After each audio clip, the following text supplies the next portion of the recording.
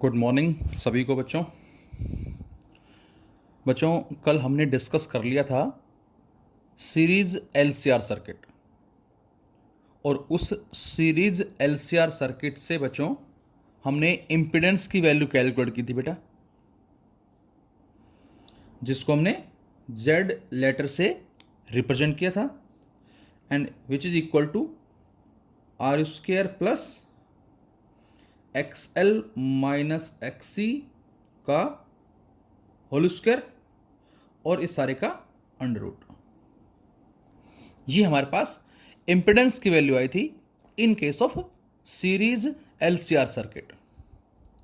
और इसके साथ साथ हमने फेज डिफरेंस के बारे में भी बात की थी, जिसको हमने 10 फाई का नाम दिया था बेटा। और इसकी वैल्यू क्या आई थी हमारे पास बच्चों? V L minus V C upon में वी आर। और इस वी एल को हमने रिप्लेस कर दिया था आई नॉट एक्सएल से, V C I naught X C से, V R I naught R, और ऊपर से आई नॉट कॉमन लेके नीचे वाले से कैंसिल आउट करने के बाद मिला था एक्सएल माइनस एक्स सी अपॉन में आर। तो ये दो हमने कल रिलेशनशिप जो है बेटा वो स्टडी किए थे। ये हमारा आया था फेज डिफरेंस के रेस्पेक्ट में दो रिजल्ट, और ये बच्चों हमारे पास था इम्पिडेंस। और अब हम यदि हमें उस सर्किट में करंट की वैल्यू को फाइंड आउट करना है, यदि हमें उस सर्किट में करंट की वैल्यू को फाइंड आउट करना है, तो उसके लिए हम जो फॉर्मूला यूज करेंगे बच्चों, V is equal I R then I is equal to V by R. तो इसका मतलब हम यूज करेंगे EV बाय Z। और ये Z कहाँ से आएगा बेटा? यहाँ से आएगा, जिसमें हमें R गिवन होगा, XL XC डायरेक्ट गिवन हो सकते हैं, या डायरेक्ट गिवन ना होके XL के लिए ओमेगा L गिवन होगा, ओमेगा गिवन होगा, XC के लिए 1 बाय ओमेगा C गिवन होगा, और एंगुलर फ्रीक्वेंसी गिवन होगी। तो इसके बिहाफ पे हम Z फाइंड आउट कर सकते हैं, और Z आने के बाद हम करंट की वैल्यू जो भी आपसे पूछता है, चाहे वो RMS वैल्यू है या ये कहीं पीक वैल्यू पूछता है, तो बेटा यहाँ से IV आप सोल्व कर सकते हैं। और IV आने के बाद हमें यदि I नॉट निकालना है तो उसको हम फाइंड आउट कर सकते हैं √2 इंटू IV से। तो इस तरह से हम न्यूमेरिकल्स को सोल्व करना सीखेंगे आगे फिलहाल, लेकिन ये हमारा एक फॉर्मूला भी आया है। अब इसी में ही हमारा रिजल्ट आता है बच्चों रेजोनेंस का, जिसको बोलते हैं series resonance circuit. Series resonance circuit. तो series resonance circuit, series LCR circuit हमने स्टडी किया है। अब जो वर्ड आता है बच्चों रेजोनेंस, इस रेजोनेंस का मीनिंग आई थिंक आपने क्लास 11th में स्टडी किया होगा कि रेजोनेंस जो वर्ड है वो हम जनरली यूज क्यों करते हैं। इसका मैं एक सिंपल सा एग्जांपल लेना चाहूँगा। पहले मैं एक छोटी सी डेफिनेशन बताता हूँ और फिर इसका एग्जांपल। रेजोनेंस जो हम वर्ड यूज करते हैं बेटा, इसका मीनिंग हमारा यहाँ क्या होगा? whenever the applied frequency is just becomes equal to natural frequency। ऐसा बोलते हैं हम कि जब कभी भी अप्लाइड फ्रीक्वेंसी की वैल्यू जो है वो नेचुरल फ्रीक्वेंसी के बराबर हो जाती है, तो उस केस में रेजोनेंस अकर होता है। 11th क्लास में वेव एंड ऑक्सीलेशन में हमने बात की थी कि सेकेंड वर्ल्ड वार से पहले जब भूकंप आता था तो कुछ मकान, कुछ बिल्डिंग ऐसी होती थी जिनका नुकसान बहुत ज़्यादा होता था, और कुछ ऐसी हैं जिनको कोई फ़र्क भी नहीं पड़ता था। तो वहाँ मैंने बताया था, आपको शायद याद होगा, कि रेजोनेंस जो वर्ड है उसके बारे में मैंने डिस्कस भी किया था कि जब ऐसा होता है, मीन्स जब वो जो भूकंप आता है, एक वाइब्रेशन जो जनरेट होता है, उसकी फ्रीक्वेंसी यदि उस पर्टिकुलर बिल्डिंग की फ्रीक्वेंसी से मैच कर जाती है तो वहाँ उसका एम्पलीट्यूड बहुत हाई हो जाता है, और उसी की वजह से वो गिर जाती है बिल्डिंग। तो यहाँ पर हम बात कर रहे हैं क्या? सीरीज रेजोनेंट सर्किट की, जिसमें हम बोलेंगे क्या, जैसा कि अभी जस्ट मैंने बताया आपको कि जनरली हम बोलते हैं कि whenever applied frequency is just becomes equal to natural frequency. हम टीवी देख रहे हैं और टीवी देखते देखते सपोज करें कोई बोरिंग चैनल आ रहा है, हम क्या चाहते हैं, हम चैनल को चेंज करना चाहते हैं, तो हम अपने रिमोट से उस सिग्नल की फ्रीक्वेंसी को चेंज कर रहे हैं, कम कर रहे हैं या ज़्यादा कर रहे हैं। अब सपोज हम देख रहे हैं जी टीवी, जैसे हमने फ्रीक्वेंसी को चेंज किया, मे बी इंक्रीज और डिक्रीज, अब आ गया स्टार प्लस, अब आ गया सोनी, अब आ गया जी न्यूज, जो भी चैनल है पर्टिकुलर। तो कहने का मतलब ये है बच्चों कि हम करते क्या है, रिमोट के थ्रू फ्रीक्वेंसी को चेंज करते हैं, और जब हमारी फ्रीक्वेंसी उस पर्टिकुलर चैनल की फ्रीक्वेंसी से मैच कर जाती है तो वहाँ पर वो चैनल आ जाता है। तो ये सारा चैनल जो है ये फ्रीक्वेंसी का ही खेल है। इन सभी को अलग अलग रेंज में अरेंज किया हुआ है, जिसको हम बैंडविड्थ बोलते हैं, ताकि सारे सिग्नल्स आपस में इंटरमिक्स ना हो जाएं, और इसीलिए इन सभी की एक पर्टिकुलर रेंज होती है। आप एफएम सुनते हैं, गाने सुनते हैं, एफएम मीन्स फ्रीक्वेंसी मॉड्यूलेशन, और उस एफएम में जो आपने देखा होगा रेंज हमारी 88 मेगाहर्ट्ज से लेकर 108 मेगाहर्ट्ज होती है। तो वो बेटा एफएम की पर्टिकुलर रेंज है। उस रेंज में सारे हमें एफएम्स के स्टेशन जो भी हैं, लाइक 98.3 एफएम है, 91.1 है, जो भी स्टेशंस वो आते हैं। अब यदि आपने 98.3 पे अपनी फ्रीक्वेंसी को सेट कर दिया तो वो उससे मिलते ही वो स्टेशन आ जाएगा, और उस पे जो भी प्रोग्राम्स आ रहे हैं वो आपको सुनाई देना शुरू हो जाएंगे। तो वहाँ हम बोल सकते हैं ये हमारा रेजोनेंस का मीनिंग होगा। अब यहाँ पर हम रेजोनेंस का मीनिंग जो है वो किस बात से ले सकते हैं, तो फिलहाल मैं एक बार फिर से रिवाइज करवाना चाहूँगा। The phenomena of resonance is common among system that have tendency to oscillate at a particular frequency. This frequency is called the natural frequency of oscillation of the system. क्या बताया मैंने बेटा? मैंने बताया the phenomena of resonance is common among system that have a tendency to oscillate at a particular frequency. Resonance हम use कर रहे हैं, ये काफी कॉमन है बेटा। किसके लिए कॉमन है? That having tendency to oscillate, जिसकी ऑक्सिलेट करने की टेंडेंसी होती है, उसके केस में रेजोनेंस की फिनोमेना काफ़ी कॉमन है। और जो खुद की जो टेंडेंसी होती है ऑक्सिलेट करने की, उसको हमने एक नेचुरल फ्रीक्वेंसी का नाम दिया है। अब बात आती है सिस्टम के बारे में। If such a system is driven by an energy source, यदि हम उस सिस्टम को किसी एनर्जी सोर्स से ड्राइव करवा रहे हैं, whose frequency is equal to the natural frequency of the system, तो उस केस में बच्चों जो एम्पलीट्यूड होगा ऑक्सिलेशन का वो क्या हो जाएगा? काफ़ी हाई हो जाएगा, जैसा कि हमने बात की थी 11th क्लास में। और उसकी वजह से होगा क्या? एम्पलीट्यूड जो है वो काफ़ी हाई हो जाएगा, और उस फिनोमिना को हमने रेजोनेंस का नाम दिया है।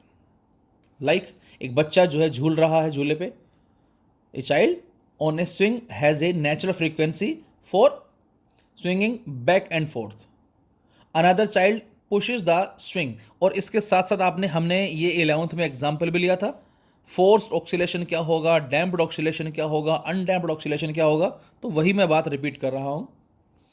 If another child pushes the swing at a regular interval and the frequency of the pushes is almost the same as the frequency of swinging, जो स्विंग कर रहा है उसकी फ्रीक्वेंसी ऑलमोस्ट बराबर है, तो उस केस में बच्चों एम्पलीट्यूड जो होगा वो बहुत हाई हो जाएगा, और हम ये बोलेंगे क्या कि रेजोनेंस जो है वो अकर्ड हो गया, रेजोनेंस आ गया। अब हम बात करते हैं कि यहाँ सीरीज रेजोनेंट सर्किट का हमारा मीनिंग जो है क्या होगा, तो इसी रिलेशन को हमने दोबारा से लिया, Z equal to R square plus XL minus XC, और इस सारे का होल स्क्वायर, और इस पे रूट। अब आप ये सोचो जरा कि बेटा XL जो है ये किसके बराबर होता है? दैट इज ओमेगा एल, या इसको आप 2 पाई न्यू इंटू एल भी लिख सकते हैं। XC बच्चों किसके बराबर होगा? XC 1 बाय ओमेगा सी, इसको आप 1/2 पाई न्यू इंटू सी भी लिख सकते हैं। आर की वैल्यू आप कुछ ही मान सकते हैं, से 5 ओम, 1 ओम, 2 ओम, 3 ओम हमने समझने के लिए मान लिया, एज्यूम कर लिया। अब मैं आपसे कहता हूं कि फ्रीक्वेंसी बहुत ही कम है, मे बी ओमेगा मान लो या न्यू मान लो, जैसा भी आपको इजी लगे। अब यदि फ्रीक्वेंसी लो है तो अब आप ये बताएं एक्सेल की वैल्यू जो है वो क्या होगी, क्योंकि एक्सेल जो बेटा वो डायरेक्टली किसके है, फ्रीक्वेंसी के है, और जो एक्स सी है बेटा वो इन्वर्सली किसके है, फ्रीक्वेंसी के है। तो इसका मतलब ये हुआ कि जब कभी भी फ्रीक्वेंसी की वैल्यू लो होती है बच्चों, तो उस केस में एक्सएल जो है बेटा वो क्या होगा, वो लो होगा, लेकिन एक्स सी जो है वो हाई होगा। हाई क्यों होगा, क्योंकि ये इन्वर्सली है। समझने के लिए हमने मान लिया क्या कि एक्सएल की वैल्यू है 1, सपोज 1 ओम है, और एक्स सी की वैल्यू हमने मान ली सपोज करो 10 ओम है, और आर अपनी तरफ से मान लेते हैं से 5 ओम मान लो, या 2 कुछ भी ले लो, 2 ओम ले लेते हैं। अब मैं आपसे कहता हूं इन सभी वैल्यूज को पुट करके देखें और बताएं जेड कितना आएगा।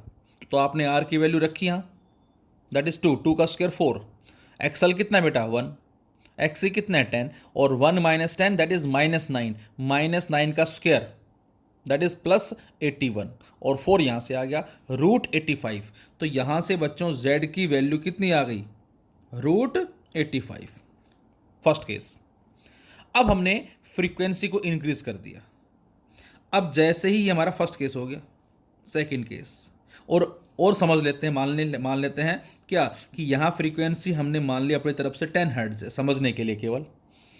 अब हमने फ्रीक्वेंसी को क्या कर दिया, सपोज करें हमने कर दिया फ्रीक्वेंसी को 20 हर्ट्ज कर दिया एज्यूम, और 20 हर्ट्ज करने से मतलब स्लाइटली इंक्रीज करने से क्या होगा, तो आपका आंसर होगा कि सर एक्सएल जो है वो तो इंक्रीज हो जाएगा, लेकिन एक्ससी जो है बच्चों वो डिक्रीज हो जाएगा। बोलो, अब एक्सएल इंक्रीज हो गया, मतलब पहले एक्सएल की वैल्यू कितनी थी, 1 थी, अब हमने मान ली सपोज करो ये हो गई 3 ओम। एक्ससी क्या हो जाएगा बच्चों, डिक्रीज हो जाएगा, पहले 10 था, अब हम मान लेते हैं सपोज 8। अब बताएं z की वैल्यू क्या आएगी, r तो इंडिपेंडेंट है फ्रीक्वेंसी पे, तो z की वैल्यू आएगी बच्चों r का स्क्वायर दैट इज 2 का स्क्वायर प्लस एक्सएल माइनस एक्ससी। अब एक्सएल है 3, एक्ससी है 8, 3 माइनस 8 दैट इज -5, -5 का स्क्वायर 25, 25 प्लस में 4 दैट इज √29। तो इसका मतलब साफ साफ आपको पता लग रहा है, क्या पता लग रहा है कि फ्रीक्वेंसी के इंक्रीज करने से इम्पिडेंस डिक्रीज हो गया।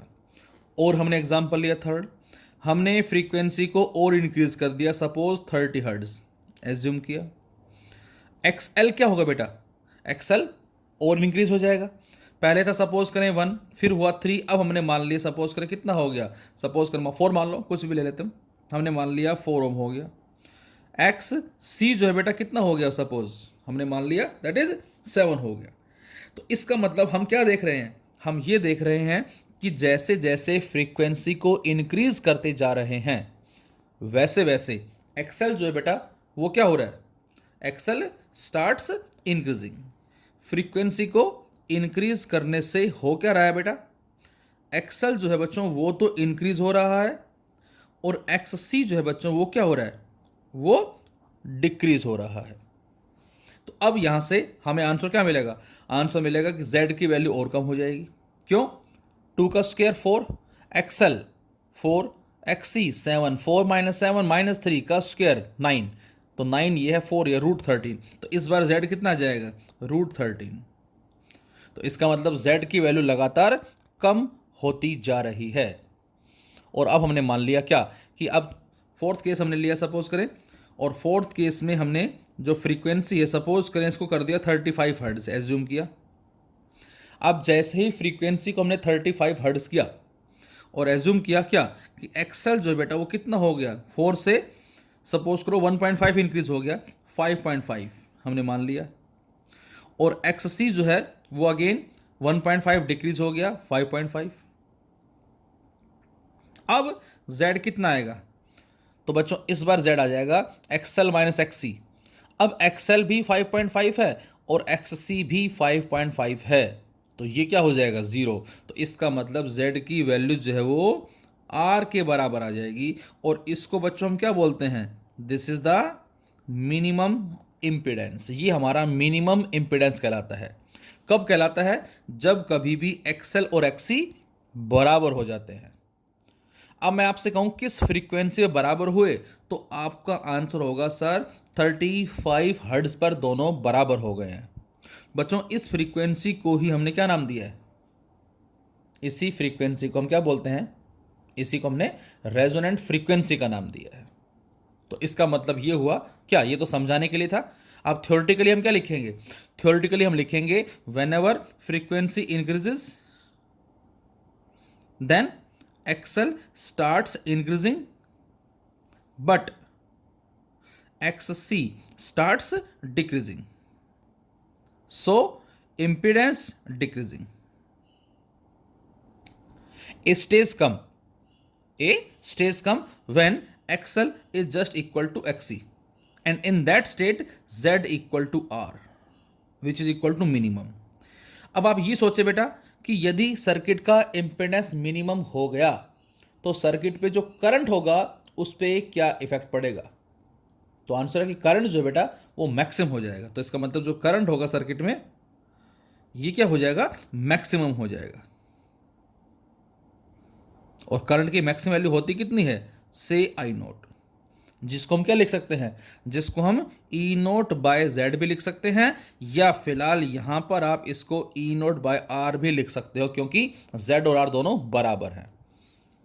तो यहां से अब हमें ग्राफ प्लॉट करना है और दूसरा हमें उस रेजोनेंट फ्रीक्वेंसी के लिए एक्सप्रेशन जो है वो ड्रॉ करना है। तो उसके लिए क्या करेंगे हम, उसके लिए डायरेक्ट हम एक्सएल एक्सी को बराबर रख दें। तो जैसे ही हम एक्सएल एक्सी को बराबर रखते हैं, इसका मतलब क्या है, इसका मतलब है कि यहाँ रेजोनेंस हो गया। एक्सएल का मतलब बच्चों ओमेगा एल है, एक्सी का मतलब 1/ओमेगा सी है। इसको आप ओमेगा स्क्वायर करके 1/LC भी लिख सकते हैं, क्रॉस मल्टीप्लाई करके बच्चों, बोलो। और आप चाहें तो इसको ओमेगा को ओमेगा आर लिख सकते हैं, that is resonant word use हुआ है इसके लिए। तो यहाँ से बेटा ओमेगा आर कितना आ जाएगा, 1/LC और इस सारे का रूट, ये आ जाएगा। और हम इस ओमेगा आर को रिप्लेस किससे कर सकते हैं, 2 new R, R denotes for resonance. तो यहाँ से बच्चों अब आप खुद बताएं न्यू आर की वैल्यू क्या आएगी, 1/2πLC और इस सारे का रूट। तो ये हमारे पास आ जाता है expression for the resonant frequency. ये हमारा एग्जाम में पूछा जा चुका है, न्यूमेरिकल्स भी इस पे पूछे जा चुके हैं। तो this is the expression for resonant frequency. ये हमारा रेजोनेंट फ्रीक्वेंसी के लिए एक्सप्रेशन जो है बच्चों वो कहलाता है। अब यदि हम ग्राफ की बात करें तो ग्राफ हमें कैसा मिलेगा, यदि मैं आपसे कहता हूं बेटा कि हमें ग्राफ प्लॉट करना है, किस में, हमें ग्राफ प्लॉट करना है करंट में एज वेल एज फ्रीक्वेंसी में। हाँ, इंपेडेंस की बात कर दी पहले हम। यदि मैं आपसे कहता हूं कि इंपेडेंस और फ्रीक्वेंसी में ग्राफ प्लॉट करें तो जेड और किस में, न्यू में, तो ग्राफ कैसा आएगा, इंपेडेंस में फ्रीक्वेंसी में। तो अभी आपने देखा कि फ्रीक्वेंसी को इंक्रीज करने से जेड क्या हो रहा है, जेड की वैल्यू डिक्रीज हो रही है।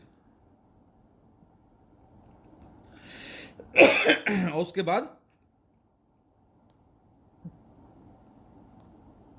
उसके बाद ये बढ़ना शुरू हो जाएगा। बढ़ना शुरू क्यों हो जाएगा बच्चों, क्योंकि अब 5.5 के बाद क्या होगा, अब ये हो जाएगा सपोज 6, ये हो जाएगा 4, तो 6 - 4 2 का स्क्वायर 4 और 4 पहले से √8 आंसर आ जाएगा। अब ये हो जाएगा 7, ये हो गया 3, 4 का स्क्वायर 16। तो अब इम्पीडेंस की वैल्यू इंक्रीज होना शुरू हो जाएगी। तो इसका मतलब हमें जो ग्राफ मिलता है इम्पीडेंस वर्सेस फ्रीक्वेंसी का, वो इस तरह से मिलता है। और ये यहाँ पर जेड हमारा क्या कहलाता है बेटा, मिनिमम कहलाता है। और इस जेड को बराबर किसके लिख सकते हैं बच्चों, हम आर के बराबर भी लिख सकते हैं। ये हमारा इम्पीडेंस वर्सेस फ्रीक्वेंसी जो है कर्व उसको रिप्रेजेंट करता है। अब फिलहाल जो हम बात कर रहे थे ग्राफ की, कि यदि हमें करंट में और फ्रीक्वेंसी में ग्राफ प्लॉट करना है तो वो ग्राफ हमारा किस तरह से आएगा।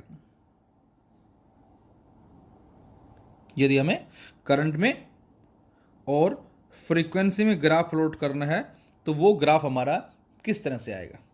तो आंसर है कि जैसे जैसे हम फ्रीक्वेंसी को इंक्रीज कर रहे हैं वैसे वैसे इम्पीडेंस कम हो रहा है। और इम्पीडेंस कम होने का मतलब बच्चों करंट की वैल्यू इंक्रीज हो रही है। तो ग्राफ कुछ ऐसा मिलेगा हमें। और उसके बाद लाइक इन दिस वे। यहाँ ये लाइन क्या बता रही है? लाइन बता रही है हमें कि करंट की वैल्यू इंक्रीज हो रही है क्योंकि इम्पिडेंस डिक्रीज हो रहा है। और जैसे ही हम बोलेंगे क्या, एक्सएल एक्सी बराबर हो गए, उस केस में करंट क्या हो गया बच्चों? तो आंसर करंट मैक्सिमम हो गया। तो ये रिप्रेजेंट करती बेटा क्या? ये रिप्रेजेंट करती I naught, that is maximum value of current. This point shows the maximum value of current I naught, जिसको आप ई नोट बाय आर या ई नोट बाय जेड भी लिख सकते हैं। और यहां जो फ्रीक्वेंसी होगी बच्चों, उसको हम क्या बोलेंगे? उसको बोलेंगे ओमेगा आर, रेजोनेंट फ्रीक्वेंसी बोलेंगे हम। अच्छा, अब यदि ये वैल्यू हमारे पास है आई नोट, तो अब मैं आपसे कहूं ये बताएं बच्चों कि आरएमएस वैल्यू कितनी होगी? What is the value of RMS? RMS तो हमने मान लिया क्या कि आई नोट की वैल्यू सपोज 5 एम्पियर है, एज्यूम किया हमने। अब आप सोचें जरा, आई नोट की वैल्यू यदि 5 एम्पियर है तो आई आर एम एस क्या होता है? 0.707 इंटू आई नोट। तो 0.7 को जब 5 से मल्टीप्लाई करेंगे तो 3.5 के आसपास आएगा। तो यदि ये 5 है तो 3.5 हमारा मान सकते हैं अप्रोक्सीमेट, यहाँ से आएगा, यहाँ का ही। तो आप इस स्ट्रेट लाइन में ये मान सकते हैं, इस तरह से ले सकते हैं 2 पॉइंट इन दिस वे। और यहां पर जो फ्रीक्वेंसी होती है बच्चों, इसको हमने नाम दिया ओमेगा 1 का नाम दिया बेटा। और यहां जो फ्रीक्वेंसी, ध्यान से, इसको हमने ओमेगा 2 का नाम दिया। अपनी मर्जी से पॉइंट नहीं लेना, कभी आपने यहां पॉइंट ले लिया। हम जो पॉइंट ले रहे हैं वो कहां ले रहे हैं? आरएमएस के कोरस्पॉन्डिंग पॉइंट ले रहे हैं। या ये कहें, ये जो वैल्यू हमारे पास है करंट की, यहां पर, यहां जो करंट है बेटा वो बराबर किसके होगा? That is I naught by √2 के बराबर होगा, ये इसका मतलब है।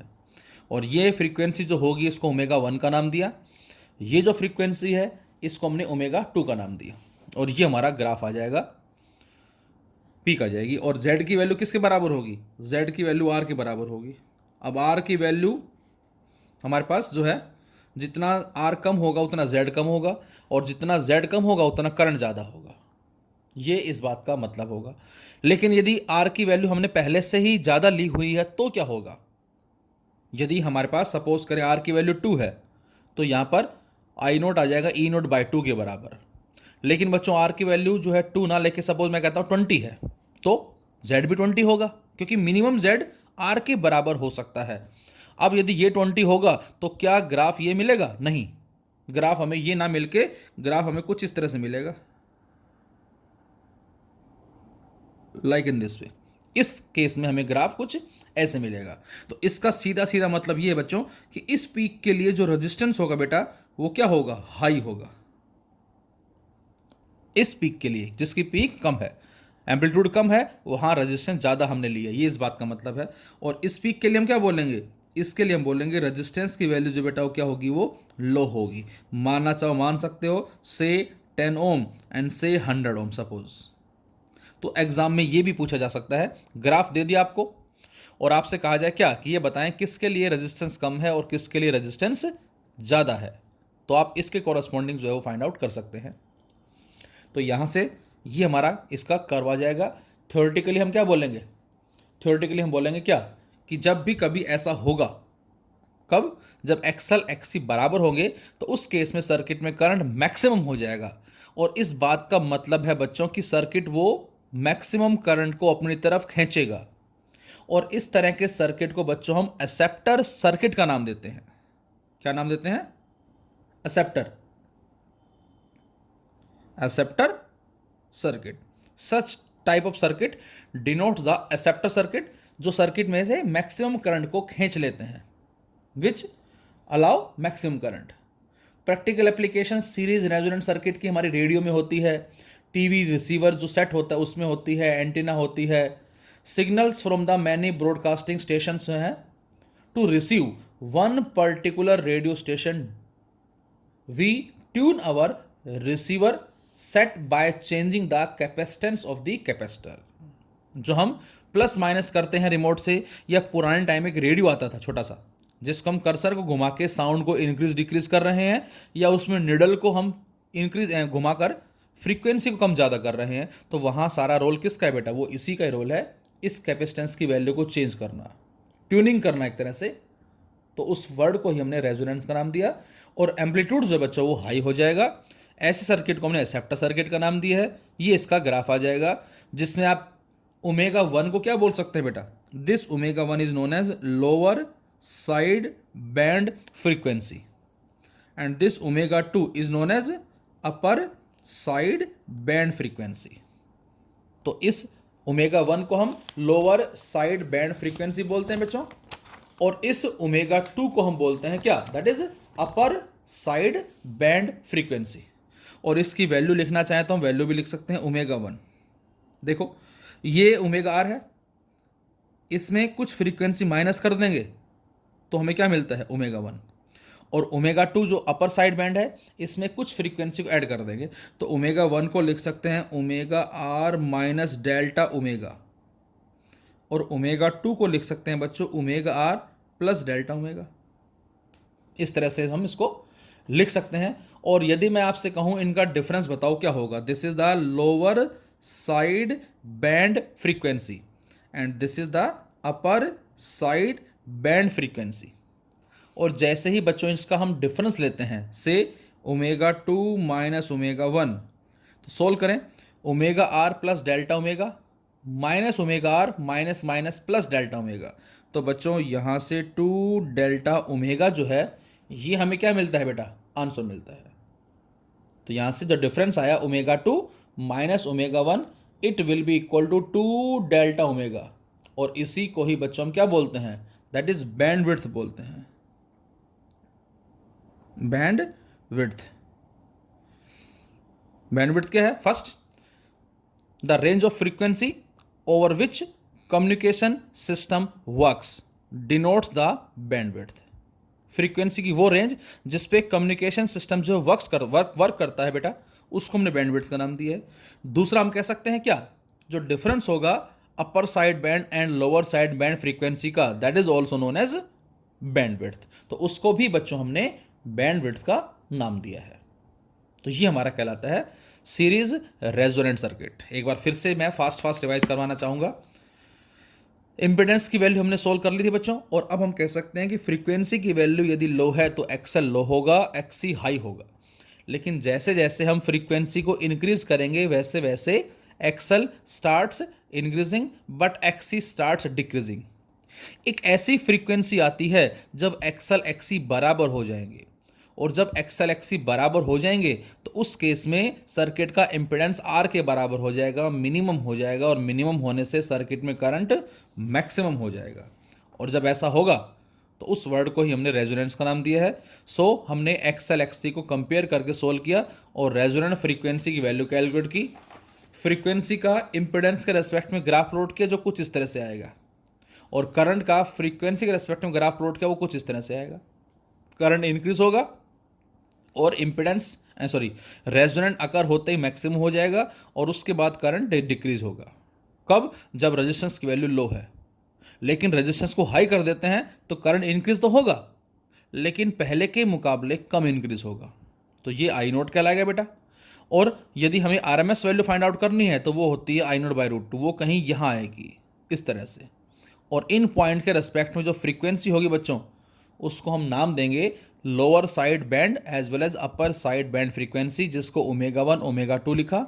This omega 1 is omega R minus delta omega and this omega 2 equal to omega R plus delta omega, and their difference denotes the bandwidth. तो आज हमारा सीरीज एलसीआर सर्किट में रेजोनेंस जो वर्ड था इसके बारे में हमने स्टडी किया है। Thank you.